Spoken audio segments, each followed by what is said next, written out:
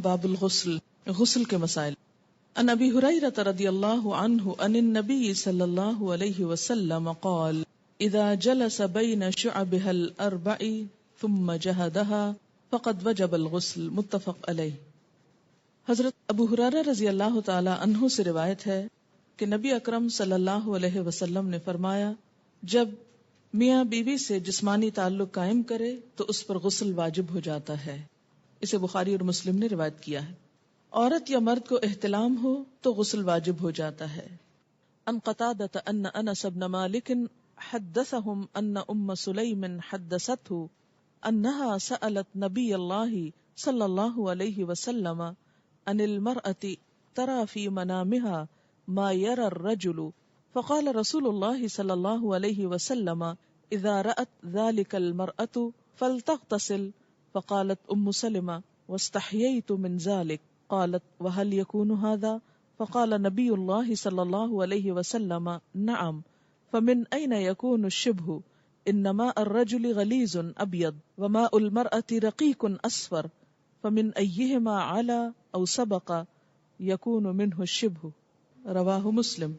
قتادہ سے روایت ہے کہ انس ابن مالک رضی اللہ تعالی عنہ نے ان سے حدیث بیان کی کہ ام سلیم رضی اللہ تعالی عنہا نے رسول اللہ صلی اللہ علیہ وسلم سے پوچھا، اگر عورت خواب میں دیکھے وہ جو مرد دیکھتا ہے، آپ نے فرمایا جب عورت ایسا دیکھے تو غسل کرے۔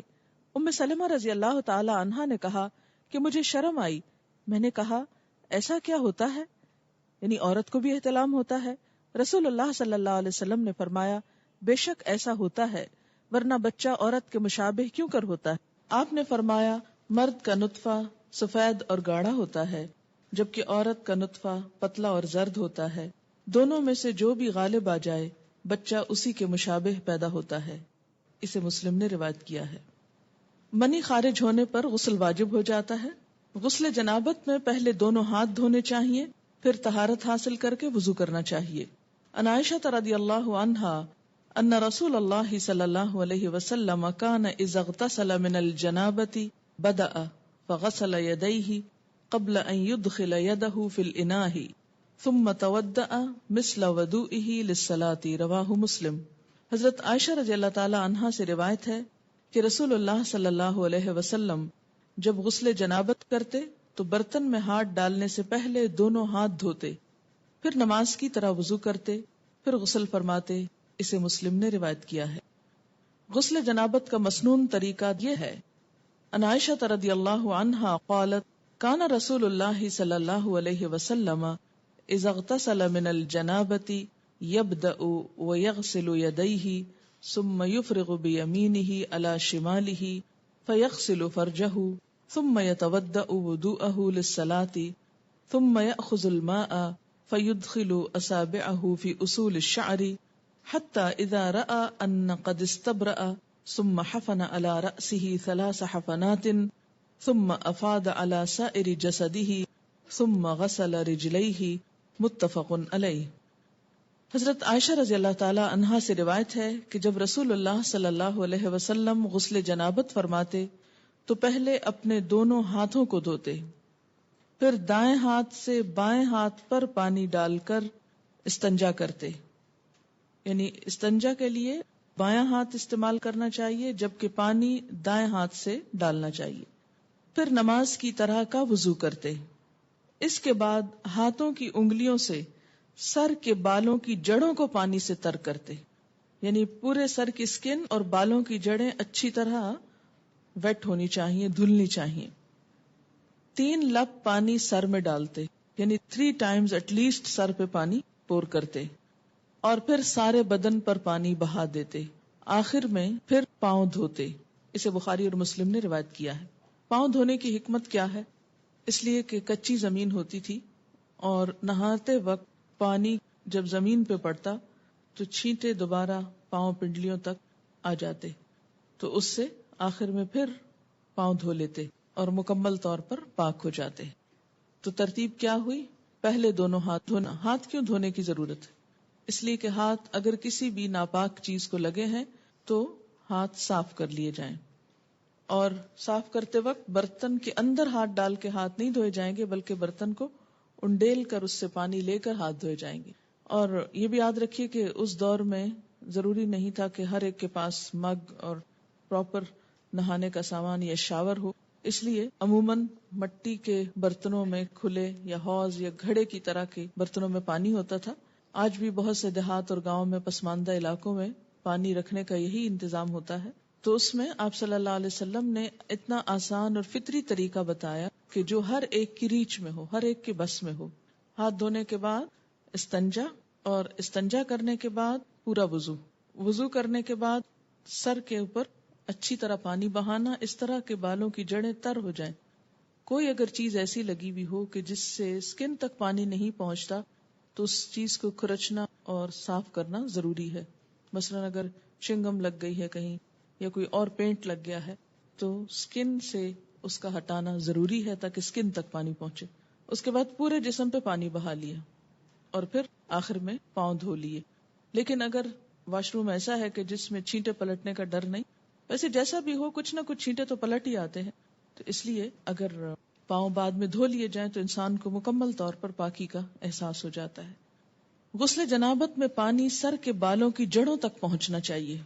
ان ثوبان رضی اللہ عنہ انہ مستفت النبی صلی اللہ علیہ وسلم عن ذلک فقال اما الرجل فلینشر رأسہ فلیغسلہ حتی یبلغ اصول الشعر واما المرأة فلا علیہا ان لا تنقضہ لتغرف على رأسها 3 غرفات بکفها. رواہ ابو داود. حضرت ثوبان رضی اللہ عنہ سے روایت ہے کہ صحابہ کرام نے نبی اکرم صلی اللہ علیہ وسلم سے غسل جنابت کے بارے میں سوال کیا تو آپ نے فرمایا کہ مرد اپنے سر کے بال کھولے اور انہیں دھوئے حتیٰ کہ پانی بالوں کی جڑوں تک پہنچ جائے. اور عورت کے لیے بالوں کو کھولنا ضروری نہیں، یعنی چٹیا وغیرہ ساری کھولنے کی ضرورت نہیں، بلکہ وہ اپنی دونوں ہتھیلیوں سے 3 لپ پانی اپنے سر میں ڈال لے پھر غسل مکمل کر لے. اسے ابو داؤد نے روایت کیا ہے. اس سے کیا پتہ چلتا ہے کہ سارے بال دھونا ضروری نہیں بلکہ سر کی سکن اور جڑیں بھگونا ضروری ہے، اور اس میں کوئی ایک بال برابر جگہ بھی خشک نہیں رہنی چاہیے. جہاں لمبے بالوں کا تعلق ہے یا لمبی چوٹی کا تعلق ہے تو وہ ایک طرف کو کر کے، یا یہ ہے کہ اگر پیچھے ہیں تو سر آگے کو کر کے دونوں ہاتھوں کو ملا کے، اس کو لپ بولتے ہیں نا، تو دونوں ہاتھوں کو ملا کے پانی اٹھا کے اچھی طرح اس سے سر کو مل لیا جائے. نیل پالش یا کوئی دوسری ایسی چیز جو جسم تک پانی نہ پہنچنے دے، اسے دور کیے بغیر غسل مکمل نہیں ہوتا، یعنی پاکی حاصل نہیں ہوتی. غسل جنابت کے لیے پانی میسر نہ ہو تو غسل کی نیت سے کیا ہوا تیمم ہی کافی ہے. ان عمران ابن حسین رضی اللہ عنہما ان رسول اللہ صلی اللہ علیہ وسلم رأى رجلا معتزلا لم يصلي في القوم فقال يا فلان ما منعك ان تصلي في القوم فقال يا رسول الله صلی اللہ علیہ وسلم اصابتنی جنابۃ ولا ماء قال عليك بالسعید فانه يكفيك. رواہ البخاری. حضرت عمران بن حسین رضی اللہ عنہ سے روایت ہے کہ رسول اللہ صلی اللہ علیہ وسلم نے ایک آدمی کو دیکھا جو الگ بیٹھا تھا اور لوگوں کے ساتھ نماز نہیں پڑھی تھی. آپ نے فرمایا اے فلاں آدمی تو نے لوگوں کے ساتھ نماز کیوں نہیں پڑھی؟ اس نے عرض کیا میں جنبی ہوں اور پانی بھی میسر نہیں. رسول اللہ صلی اللہ علیہ وسلم نے فرمایا پاک مٹی سے تیمم کر لو، وہی غسل جنابت اور وضو کے لیے کافی ہے. اسے بخاری اور مسلم نے روایت کیا.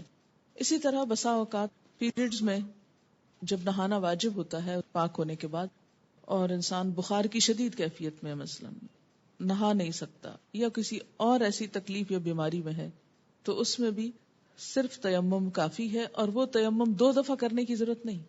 ایک ہی تیمم غسل اور وضو دونوں کے قائم مقام ہو جائے گا.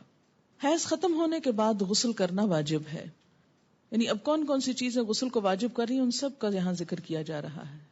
ان عائشہ رضی اللہ عنہا ان فاطمہ بنت ابی حبیش كانت تستحاض فسألت النبی صلی اللہ علیہ وسلم فقال ذلك عرق وليست بالحیضة فإذا أقبلت الحیضة فدع الصلاة وإذا أدبرت فاغتسلی وصلی. رواہ البخاری. حضرت عائشہ رضی اللہ تعالی عنہا سے روایت ہے کہ حضرت فاطمہ بنت ابی حبیش رضی اللہ عنہا کو استحاضہ کی شکایت تھی. انہوں نے رسول اللہ صلی اللہ علیہ وسلم سے مسئلہ پوچھا تو آپ نے فرمایا یہ ایک رگ کا خون ہے، حیض کا نہیں. جب حیض شروع ہو تو نماز چھوڑ دو، جب ختم ہو جائے تو غسل کر کے نماز شروع کر دو. اسے بخاری نے روایت کیا ہے. تو استحاضہ کا جو سورس ہے وہ حیض کے سورس سے مختلف ہے. استحاضہ ایسے جیسے جسم کے کسی بھی اور حصے سے خون نکلنا.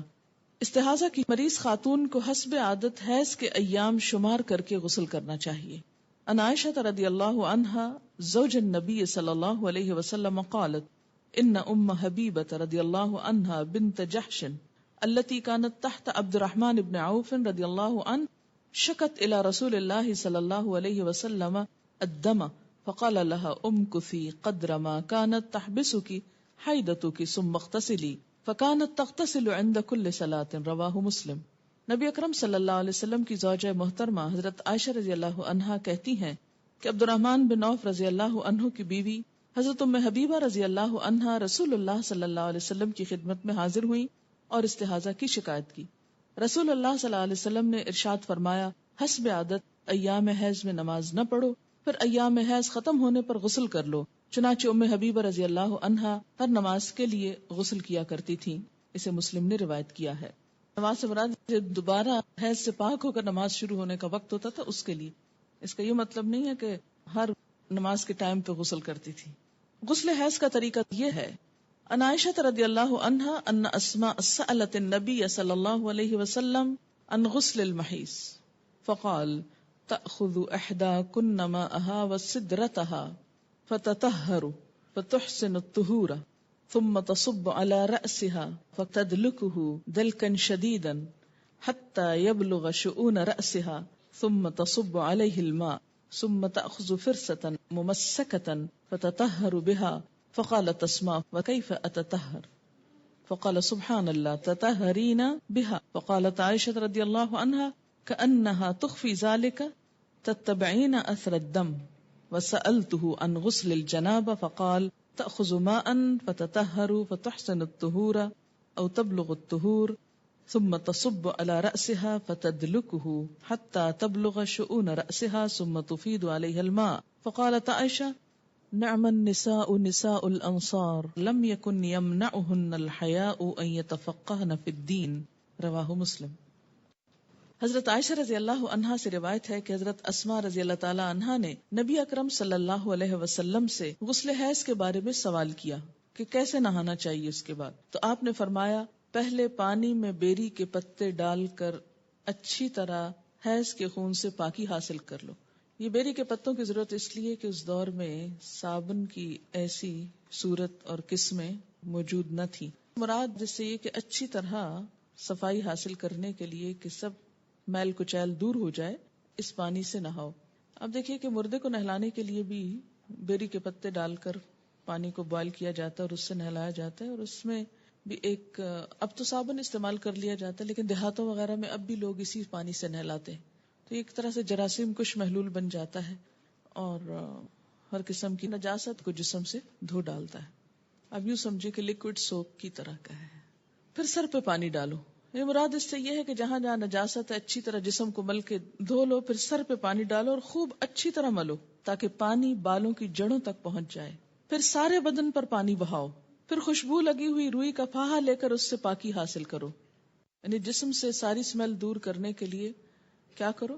روئی کو خوشبو لگا کر اسے جسم پر لگاؤ تاکہ خون کی ساری نجاست کا اثر اور اسمیل اور گندگی دور ہو جائے. آج کے دور میں بھی اگر ایسا کیا جائے تو بہت اچھا ہے، لیکن صابن وغیرہ بھی خوشبودار جو ہوتا ہے اس سے یہ کام لیا جا سکتا ہے. اس سے آپ اندازہ لگائیں نا کہ اسلام پاکیزگی، طہارت، صفائی ستھرائی اور خصوصاً ایک عورت سے اچھی اسمیل آنے کی طرف کتنا متوجہ کرتا ہے. بہت سے ازدواجی زندگیوں میں جھگڑے محض اس لیے ہوتے ہیں کہ عورتیں اپنی کیئر نہیں کرتی اور خصوصاً جو نجاست سامنے نظر نہیں آتی اس کے بارے میں بہت کیئر لیس ہوتی. تو یہ چیز درست نہیں. اس لیے آپ دیکھیں کہ اللہ کے رسول صلی اللہ علیہ وسلم نے اگرچہ مسئلے میں کتنی حیا ہے لیکن اس کے باوجود اچھی طرح کھول کے بات سمجھائی تاکہ کوئی بھی ابہام نہ رہے. حضرت اسماء رضی اللہ تعالی عنہا نے عرض کیا روئی کے پاہے سے پاکی کس طرح؟ یعنی کاٹن بڈ سے کس طرح؟ آپ صلی اللہ علیہ وسلم نے فرمایا سبحان اللہ، پاکی حاصل کرو. یعنی اب آپ اس سے زیادہ اور کیا ڈیٹیل بتاتے؟ یعنی اٹس انڈرسٹوڈ کہ روئی کے اوپر خوشبو لگا کے جسم کے اس حصے پہ لگاؤ کہ جہاں نجاست کے اثرات رہے ہیں تاکہ وہ سب کچھ دور ہو جائے. حضرت عائشہ رضی اللہ عنہا نے آشتا سے بتایا کہ حیض کی جگہ پر لگاؤ. پھر حضرت اسماء نے غسل جنابت کا سوال کیا تو آپ صلی اللہ علیہ وسلم نے فرمایا پہلے پانی سے اچھی طرح استنجا کرو، پھر سر پر اچھی طرح پانی ڈال کر ملنا چاہیے تاکہ پانی بالوں کی جڑوں تک پہنچ جائے، پھر پورے بدن پر پانی ڈالو. حضرت عائشہ رضی اللہ تعالی عنہا کہتی ہیں کہ انصار کی عورتیں بھی کیا خوب عورتیں ہیں کہ دین کی باتیں پوچھنے میں شرم محسوس نہیں کرتی. اسے مسلم نے روایت کیا. عورت کے سر کے بالوں کی جڑوں میں چوٹی کھولے بغیر پانی پہنچ سکے تو چوٹی کھولنا ضروری نہیں، لیکن اگر نہ پہنچ سکے تو کھولنا ضروری ہے، کیونکہ بعض ممالک میں خواتین کے بال مثلا افریقن کنٹریز میں آپ نے دیکھا ہوگا اتنے تھک ہوتے ہیں کہ آسانی سے انگلی ان میں سے نہیں گزرتی، اور بعض چوٹیاں اس طرح جیسے ہمارے ہاں فرنٹیئر کے علاقے میں اتنی باریک باریک بالوں سے بنائی بھی ہوتی ہیں اور ان کو آپس میں پھر ان کے ڈیزائن بنے ہوئے ہوتے ہیں، اور بعض اوقات وہ اس طرح چپکا بھی دی جاتی ہیں کہ جس سے سکن تک پانی ڈائریکٹ نہیں پہنچ سکتا. تو ایسی صورت میں پھر ان مینڈیوں کو کھول دینا چاہیے. ان ام سلمہ رضی اللہ عنہا قالت قلت یا رسول اللہ صلی اللہ علیہ وسلم ان امرأة اشد ظفر رأسی افانقضه لغسل الجنابہ قال لا انما يكفيك ان تحسي على رأسك 3 حسيات ثم تفيدين عليك الماء فتطهرين رواہ مسلم. ام سلمہ رضی اللہ عنہا کہتی ہیں کہ میں نے عرض کیا یا رسول اللہ صلی اللہ علیہ وسلم میں اپنے سر پر چوٹی باندھتی ہوں، کیا غسل جنابت کے لیے کھول دیا کروں؟ آپ نے فرمایا نہیں، سر پر 3 لب پانی ڈال لینا کافی ہے اور اس کے بعد سارے بدن پر پانی بہا کر پاک ہو سکتی ہو. اسے مسلم نے روایت کیا ہے. ان عائشہ رضی اللہ عنہا ان النبی صلی اللہ علیہ وسلم قال لها وكانت حائضا انقضی شعرک واغتسلی رواہ ابن ماجہ. حضرت عائشہ رضی اللہ تعالی عنہا سے روایت ہے کہ جب وہ غسل حیض کرنے لگیں تو آپ صلی اللہ علیہ وسلم نے فرمایا اپنے بال کھول لو اور غسل کرو. اسے ابن ماجہ نے روایت کیا. ینگ تھی، ان کے بال ہو سکتا بہت تھک ہو. حضرت ام سلمہ ایجڈ تھیں، 4 بچوں کی ماں تھی، بال ایک ایک بچے کے بعد جھڑتے گئے اور ہلکے ہو گئے، اس لیے ان کے لیے کافی تھا کہ وہ پانی ڈال لیں. لیکن حضرت عائشہ کو آپ نے کچھ اور بتایا اس لیے کہ ان کے بال تھک ہوں گے. اگر کوئی آپ کو یہ آ کے کہے اور لوگ کہیں گے کہ دیکھیں کتنی کنٹراڈکشن ہے حدیث میں، ایک حدیث میں لکھا یہ کر لو اور ایک میں لکھا وہ کر لو، لیکن دونوں مختلف مواقع پر 2 فتوے کیوں دیے گئے؟ اس لیے کہ دونوں کے حالات مختلف ہیں. اب ہر شخص اپنے آپ کو دیکھے کہ وہ کہاں فٹ ہوتا ہے. اگر آپ کے بال اس نوعیت کے ہیں کہ پانی اندر آسانی سے چلا جاتا ہے، ہلکے ہو چکے ہیں، پڑھ پڑھ کے اڑ گئے ہیں تو اس میں کیا ہے آپ کے لیے آسانی ہو گئی. لیکن اگر ابھی تک آپ ینگ ہیں ماشاءاللہ، خوب بالوں والے ہیں، تو پھر آپ بال کھول کے اچھی طرح سر دھوئیں. غسل حیض یا غسل جنابت یا عام غسل کے دوران کلمہ شہادت پڑھنا یا ایمان کی صفات پڑھنا سنت سے ثابت نہیں. یعنی غسل اور طہارت کا تعلق پراپر طریقے سے ہے کہ پانی پورے جسم کو پہنچ جائے اور کوئی جگہ خشک نہ رہے. زبان سے کچھ بھی پڑھنے کی ضرورت نہیں. جمعے کے روز غسل کرنا مسنون ہے، پسندیدہ ہے. ان ابن عمر رضی اللہ عنہما قال قال رسول اللہ صلی اللہ علیہ وسلم اذا جاء احدکم الجمعة فلیغتسل متفق علیہ. حضرت عبداللہ بن عمر رضی اللہ عنہما کہتے ہیں کہ رسول اللہ صلی اللہ علیہ وسلم نے فرمایا جب کوئی نماز جمعہ کے لیے آئے تو غسل کر کے آئے. اسے بخاری اور مسلم نے روایت کیا ہے کیونکہ ایک بڑی گیدرنگ ہوتی تھی اور اس میں لوگوں کو ایک تکلیف ہوتی تھی پسینے وغیرہ کی بو سے، جب تک کہ دوسرے صاف ستھرے ہو کرنا. ابتداء میں آپ صلی اللہ علیہ وسلم نے اس کو لازم کر دیا، لیکن بعد میں جب لوگ عادی ہو گئے تو پھر اس کے بعد اتنی سختی نہیں کی جاتی تھی. میت کو غسل دینے کے بعد غسل کرنا مستحب ہے، لازم نہیں، فرض نہیں، پسندیدہ ہے. مسنون جو ہے اس کا درجہ مستحب سے زیادہ ہے. ان ابی ہریرہ رضی اللہ عنہ قال قال النبی صلی اللہ علیہ وسلم من غسلہ الغسل ومن حملہ الوضوء رواہ الترمذی. حضرت ابو ہریرہ رضی اللہ تعالی عنہ فرماتے ہیں کہ نبی صلی اللہ علیہ وسلم نے فرمایا میت کو غسل دینے کے بعد غسل ہے اور میت اٹھانے کے بعد وضو ہے. اسے ترمذی نے روایت کیا ہے. غیر مسلم اسلام قبول کرے تو اس پر غسل کرنا واجب ہے. اب ایک اور ٹرم آگے. ان قیس بن عاصم رضی اللہ عنہ انہ اسلم فامرہ النبی صلی اللہ علیہ وسلم ان یغتسل بماء وسدر رواہ احمد و ابو داود والنسائی والترمذی. حضرت قیس بن عاصم رضی اللہ عنہ کہتے ہیں کہ جب وہ اسلام لائے تو نبی اکرم صلی اللہ علیہ وسلم نے انہیں پانی اور بیری کے پتوں سے غسل کرنے کا حکم دیا. اسے احمد، ابو داؤد، نسائی، ترمذی نے روایت کیا. کیوں؟ اس لیے کہ اس کے بعد مثلاً ایک شخص دن کے 10 بجے کلمہ پڑھتا ہے، چند گھنٹے 2-3 گھنٹے کے بعد ظہر کی اذان ہو جاتی. اب اس کے لیے کیا لازم ہے کہ وہ نماز پڑھے. نماز نہیں ہوتی جب تک کہ انسان صحیح طور پر پاک نہ ہو. پاک ہونے کے لیے غسل ضروری ہے. اس لیے مسلمان ہونے پر غسل لازم ہے تاکہ عبادات صحیح طور پر ادا ہو سکے. غسل کے لیے پردے کا اہتمام کرنا ضروری ہے.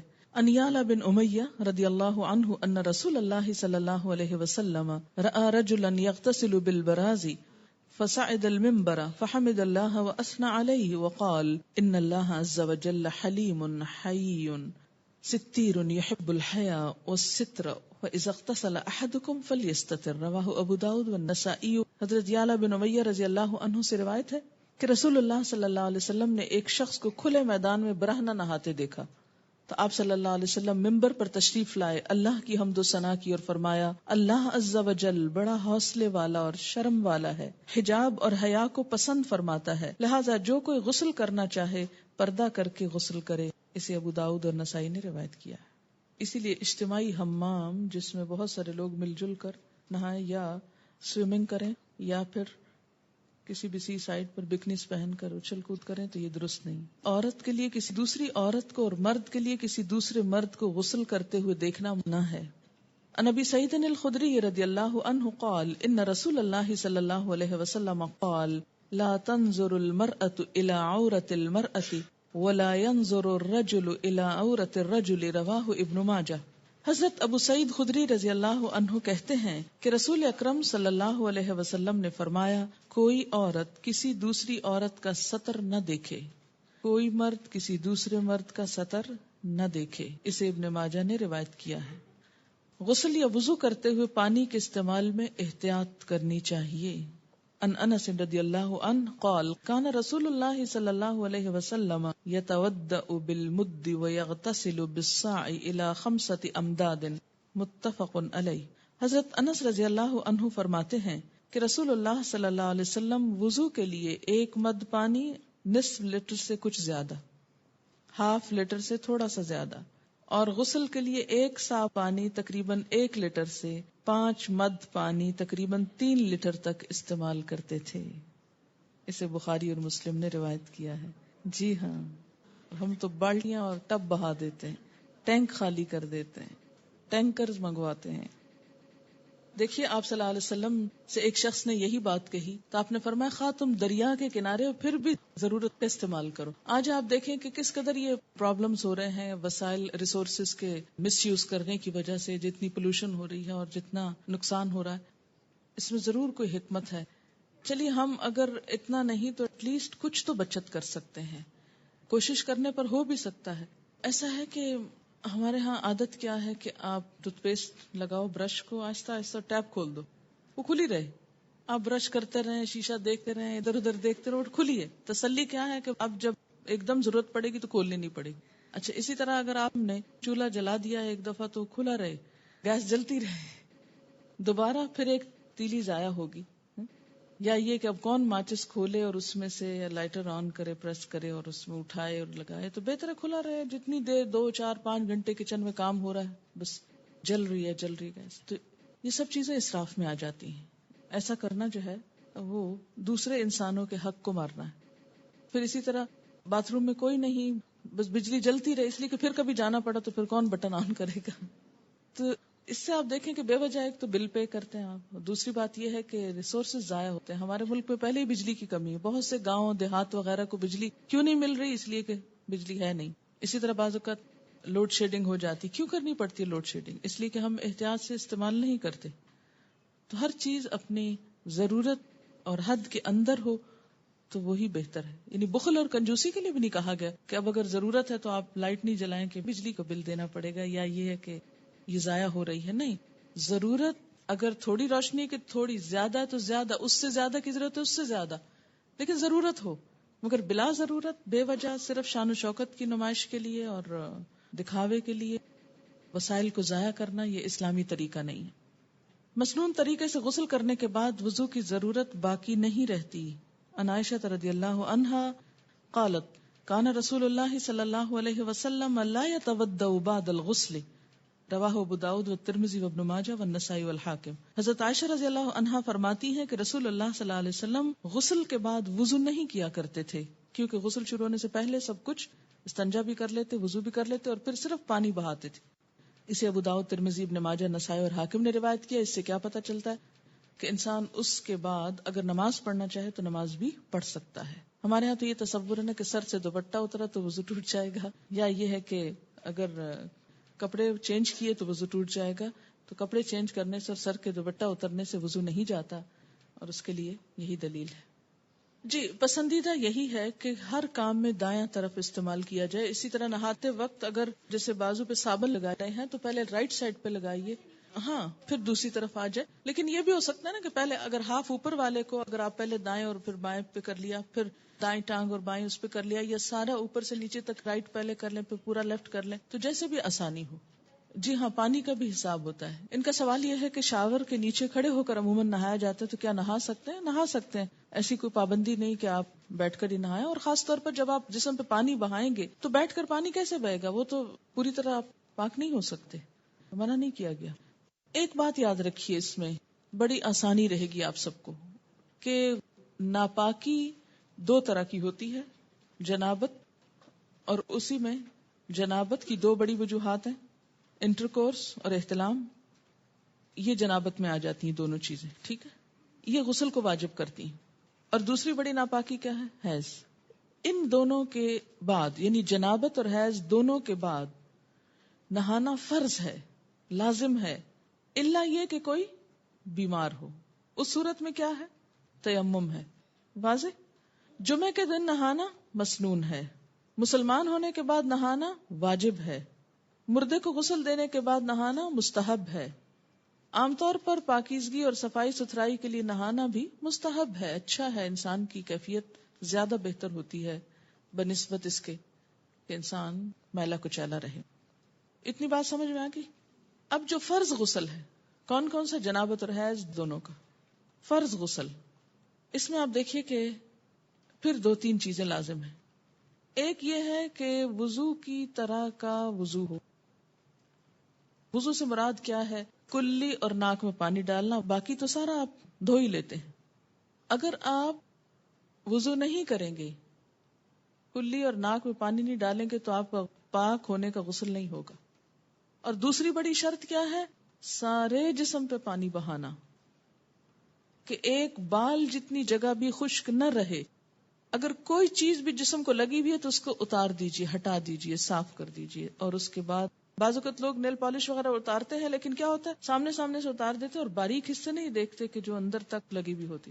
اسلام نیل پالش کا دشمن نہیں ہے. اگر آپ نے آٹا گوندا ہے اور آٹا آپ کے ہاتھوں کے ساتھ سوکھ کے اندر کو ناخنوں میں لگ گیا ہے اور وہ نہیں آپ نے اتارا اور آپ نہا چکے تو اس سے آپ کا غسل نہیں ہوتا. ٹھیک ہے. کلی اور ناک میں پانی ڈالنا، استنجا کرنا کہ ہر طرح کی نجاست اتر جائے، اور پورے جسم پہ پانی بہانا اس طرح کہ کوئی بال بھی خشک نہ رہے. یہ فرض غسل کے لیے. باقی مسنون غسل میں کیا ہے؟ اسی طرح ہی ہے طریقہ، لیکن بعض اوقات کیا ہوتا ہے کہ اگر کوئی کمی بیشی رہ گئی تو حرج کوئی نہیں، کوئی گناہ کی بات نہیں. مستحب غسل میں بھی. اور عام روزمرہ میں اگر آپ سر نہیں دھو رہے، صرف نیچے کا دھڑ جو ہے اس کو دھو رہے ہیں تو بھی کافی ہے. ضروری نہیں کہ ہر دفعہ نہانے میں سر ضرور دھویا جائے. بعض لوگ نہیں دھو سکتے، بعض اوقات پانی کی کمی ہوتی ہے یا کسی اور مسئلے میں انسان سر کو بار بار گیلا نہیں کر سکتا، تو اتنا بھی کافی ہے. جی ہاں، وہ پیر دھونا فرض نہیں ہے. اگر خاص طور پر نجاست لگی ہے تو دھو دے. اور اگر آپ سمجھیں کہ سب ٹھیک ہے، چپل پہنا ہوا ہے اور کوئی چھینٹے ایسے نہیں پڑے، تو اوپر سے جو پانی آ رہا ہے اور وہ پاؤں تک بہ گیا، پاؤں ساتھ ہی دھل گئے اور پاؤں میں چپل ہے، تو کوئی حرج نہیں ہے اگر الگ سے نہ بھی دھوئے جائیں. اگر جنابت، احتلام، حیض و نفاس ان تمام طریقوں سے پاکی حاصل کرنے کے لیے ایک ہی طرح کا غسل کیا جائے گا، تینوں کا طریقہ الگ الگ ہے، ایک ہی طرح کا غسل ہے. ناپاک کپڑے کو پاک کرنے کا مکمل طریقہ کیا ہے؟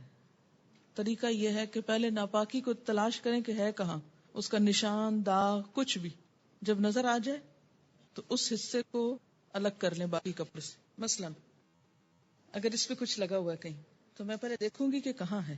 اچھا یہ مل گئے ہیں، چلیے اب اس کو الگ پکڑ لیجئے باقی حصے سے، ٹھیک ہے. پھر اس کو آپ ٹیپ کے نیچے کیا کریں، اس حصے کو آپ اچھی طرح مل لیں، رگڑ لیں اس کو. پہلے اس حصے کو کیا کریں، اچھی طرح دھوئیں، صابن لگائیں. پھر اس کے بعد کیا ہے کہ اس کے ذرا سے پیچھے والے حصے کو، کیونکہ پانی وہ اس کا پھیل کے پیچھے تک آ جاتا ہے، لیکن یہاں سے پکا پکڑیں کہ پورے اس پہ نہ چلا جائے. پھر اس کے بعد ایک دفعہ پانی صاف ڈالیں اور اس کو اچھی طرح نچوڑ لیں.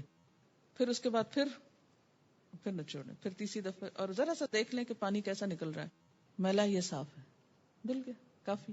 کیا احتلام، مزی، لیکوریا، حیض، ان تمام کے داغ والے کپڑوں کو ایک ہی طریقے سے پاک کیا جائے گا یا الگ الگ طریقہ ہے؟ اس میں کوئی اور نجاست جس کا آپ نے نام نہ لکھا ہو، مثلا خون ہے یا یورین ہے یا کچھ اور، ان سب کو بھی اسی طرح پاک کیا جائے گا. کیا لیکوریا کے نشان والے کپڑے ناپاک کپڑوں میں شمار ہوں گے؟ جی ہاں، اس لیے کہ یہ ڈسچارج بھی نجس ہے. میت اٹھانے کے بعد وضو ہے، کیا اس سے مراد میت کو کندھا دینا ہے؟ اس سے مراد تخت پر جب میت کو نہلا چکے ہوں اور کفن پہنانے کے لیے اس کو اٹھا کے ہاتھ لگا کے آپ رکھ رہے ہوں، کہاں، چارپائی وغیرہ پر، تو اس کے بعد وضو کر لیجیے. کیوں؟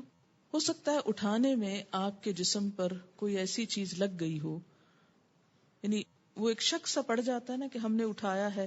اور اٹھانے سے مراد یہ نہیں کہ صرف آپ اس کے بال پکڑیں گے یا پاؤں پکڑیں گے. میت کو جب اٹھایا جاتا ہے تو اس میں اس کی بیک کے نیچے، اس کی ٹانگوں کے نیچے، پاؤں کی طرف سے یوں ہاتھ، جیسے بچے کو نہیں اٹھاتے اس طرح کر کے ہاتھ نیچے سے ہاتھ دے کے رکھتے، ورنہ تو اس کی کمر ٹوٹ جائے، کیونکہ وہ تو سارا بوجھ ڈالے ہوئے ہوتا ہے. ٹھیک ہے، تو جس طرح ایک چھوٹے بچے کو آپ صرف گردن سے پکڑ کے نہیں اٹھاتے یا گردن اور پاؤں سے پکڑ کے نہیں اٹھاتے، بلکہ کیا کرتے، نیچے سے ہاتھ دیتے. اب آپ دیکھیے کہ جب مردے کو نہلاتے ہیں نا تو بسا اوقات مردے کے اندر سے مسلسل ڈسچارج ہوتا رہتا ہے اور وہ ڈسچارج ناپاک ہوتا ہے، پیلا پانی عموماً نکلتا رہتا ہے. بعض اوقات یہ ہوتا ہے کہ موت کی جو شدت ہوتی ہے، سختی ہوتی ہے، اس سے یورین پاس ہو جاتا ہے یا کوئی اور نجاست جسم سے نکل آتی ہے، کیونکہ انسان ایک کشمکش کی حالت میں ہوتا ہے، شدید تکلیف کی حالت میں ہوتا ہے. تو جب جان نکلتی ہے تو وہ ایک خوف، آپ دیکھیں نا کہ جب خصوصاً اگر مردے کے پاس ایسے فرشتے آئے ہوں کہ جو عذاب والے ہوں تو ان کو دیکھتے ہی خوف زدہ ہو جاتا ہے. تو اس خوف میں، جیسے آپ نے دیکھو کہ بعض بچوں کو مار پڑے تو پیشاب نکل جاتا ہے، ان کا ہوتا ہے نا خوف کی حالت میں. تو اس طرح بسا اوقات کچھ ڈسچارجز ہوتے. بعض اوقات مردہ کسی زخم یا پیٹ کی بیماری میں مبتلا ہوتا ہے، تو نہلانے کے بعد، غسل دینے کے بعد، یا بعض اوقات قتل وغیرہ کا مسئلہ ہوتا ہے، کوئی خون نکل رہا ہوتا ہے، تو نہلا چکنے کے بعد بھی قبر میں لے جانے تک ڈسچارج ہوتا چلا جاتا ہے. It depends.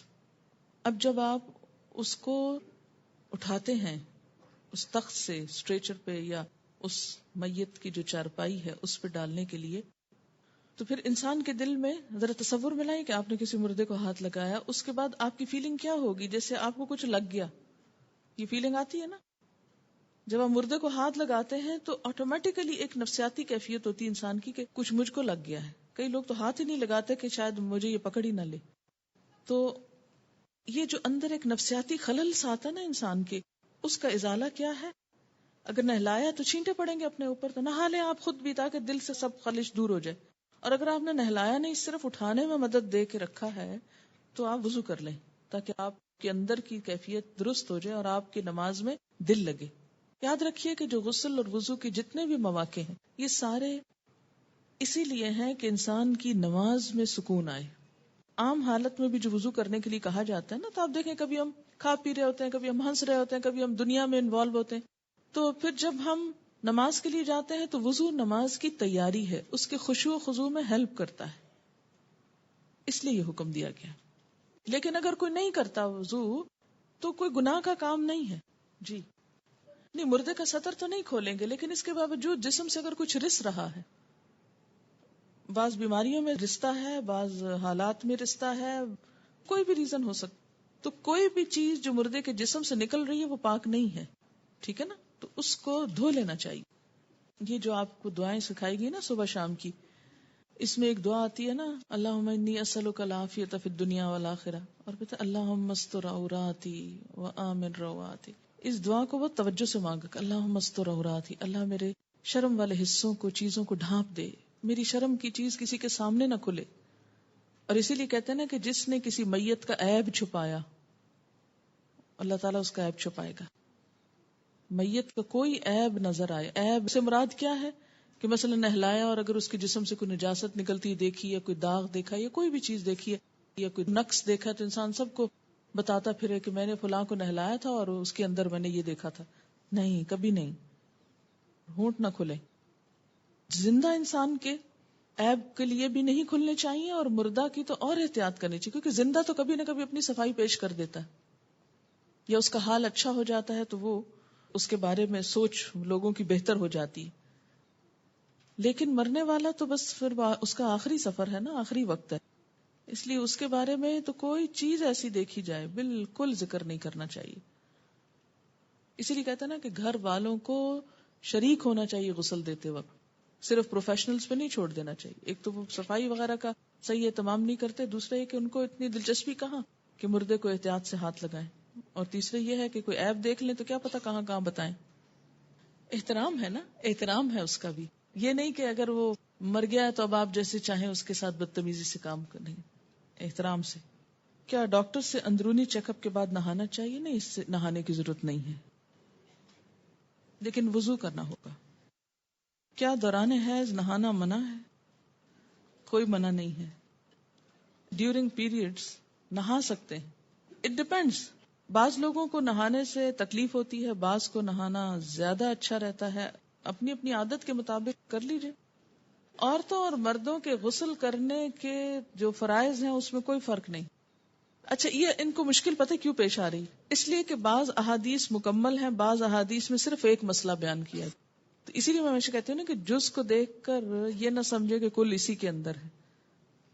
کیا ننگے بدن پہ وضو ہو جاتا ہے؟ یہ ابھی میں نے کیا کہا ہے. جنابت میں ایک ہی دن 2 بار غسل کرنا پڑ جائے تو اس کے لیے کیا رخصت ہے کہ صرف نیچے والا حصہ دھو لیا جائے؟ نہیں، کوئی رخصت نہیں ہے. جب جنابت کی حالت ہو تو نہانا ہوگا نماز کے لیے. استحاضہ کے دوران اگر مسلسل بلیڈنگ ہو رہی ہو تو ہر نماز کے وقت صرف وضو کرنا کافی ہوگا یا سینیٹری ٹاول بھی بدلنا ہوگا کیونکہ پچھلے نجس خون میں نماز نہیں ہو سکتی، الا یہ کہ آپ کسی ایسی جگہ پر ہیں کہ جہاں آپ کوئی موقع نہیں پاتے، سفر کی حالت ہے، یہ کوئی ایسی جگہ ہے کہ جہاں بہت مشکل ہے، تو پھر اس میں اللہ تعالیٰ معاف کرنے والا ہے، لیکن عام حالات میں چینج کرنا ہوگا. یہ کسی نے لکھا ہے کہ مسئلہ 105 میں جو حدیث بتائی گئی اس میں تو جینیٹکس کا بنیادی اصول لا آف ڈومیننس بتایا گیا ہے جو 19ویں صدی میں پتہ چلا، جبکہ آپ صلی اللہ علیہ وسلم نے بہت پہلے بتا دیا. یہ جو مسئلہ تھا نا، مرد عورت کے نطفے سے جو بھی غالب آئے بچہ اس کی شکل کا ہوتا ہے. مردے کو نہلانے کے بعد اگر خود نہ نہا سکیں، یعنی کوئی ایسی جگہ نہ ہو جہاں غسل کر سکے، تو کیا صرف وضو کر کے نماز پڑھ سکتے ہیں جبکہ نماز کا وقت ہو جائے، یا نماز قضا کر دیں؟ میں نے بتایا ہے کہ یہ نہانا جو ہے فرض نہیں ہے. نہا لیں تو بہت اچھا ہے، اگر نہیں نہا سکتے تو وضو کر کے نماز پڑھ لیں بس.